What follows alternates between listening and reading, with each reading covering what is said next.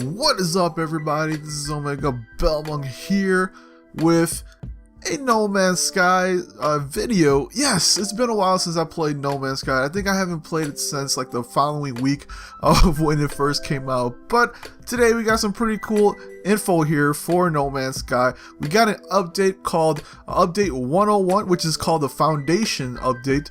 This is actually pretty cool. So I'm going to go through some of the, some of the things the update has, so we're going to look at it real quick here. There's some pretty cool big updates that I certainly really enjoyed, so let's get started here. Anyway, so the Foundation update has come out for, I think, pretty much all the platforms, or PC and PS4 so far. I think it was like, I want to say 2 gigs or something like that. I had to install it with it's 3 for me because it's been a while since I played it, and I bought the PlayStation Pro, so I don't have any of my transfers over, so I just kind of went with, whatever the fresh install was. So it was about 3 point something gigs for me. So the Foundation update has a few small little, or I shouldn't say small, but a few updates here. So the first thing that I want to talk about is the game modes. You got the normal game mode that it comes with. It actually has 3 game modes now. You got the normal game mode, which is pretty much what the game started out with. Then you got the creative mode, which is a little bit different. You get to create your own. You get unlimited stats, unlimited items and things like that. You're pretty much what it is, the creative mode.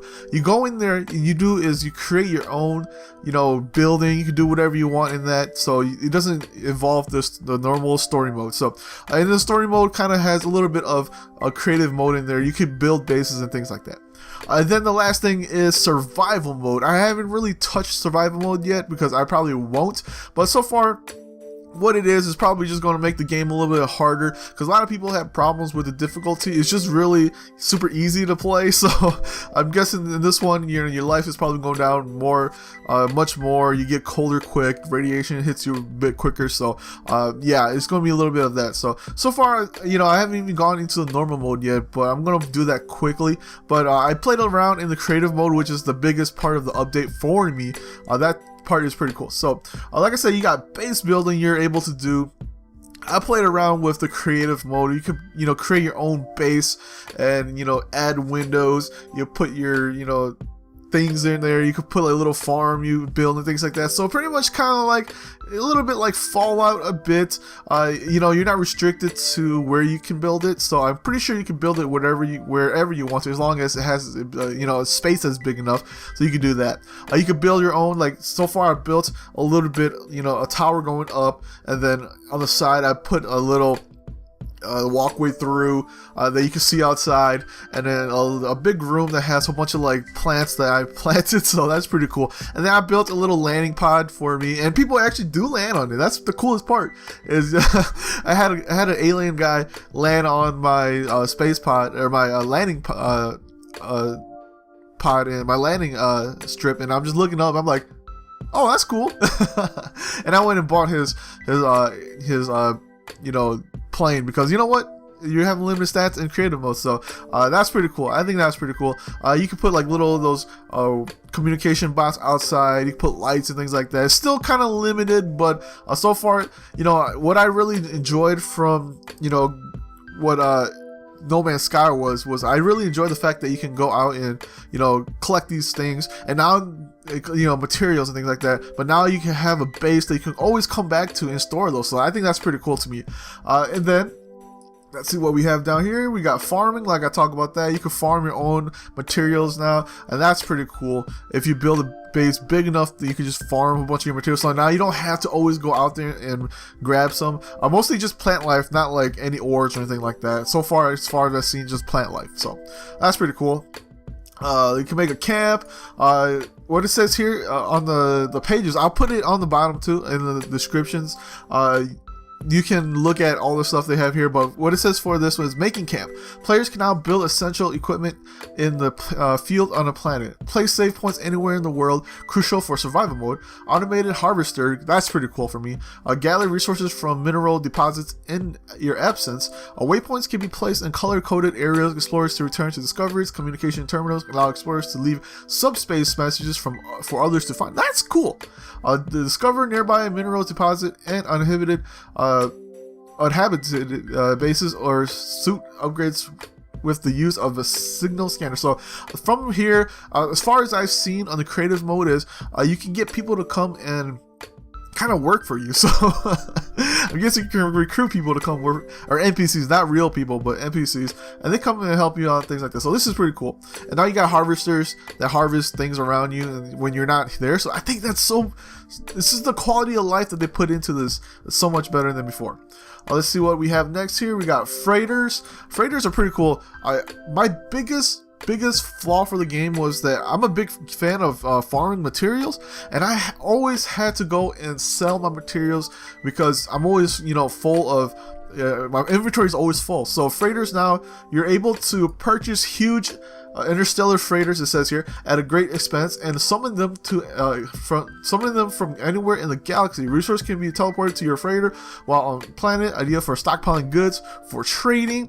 That is cool to me. Customize inside of your freighter within a base building section. Create extended cargo holds to expand your vessel's capacity and grow crops or rare resources on board. To me, this is what the game should have been, you know, when it first came out. Now they're adding these things in there, and it looks like a game that I might have to come back and play some more. I'm having pretty much super fun just creating my own building. I have to go back to normal mode and load up my save, and then and see what I can do from there. But so far, you know, creative mode, I'm just having fun building things, just like Fallout 4. And then transport your freighter and its cargo to different, more economical, favorable systems to maximize your earnings. Use a new recruitment system to crew your freighter with engineers, farmers, weapons specialists, and science specialists to help research new technology.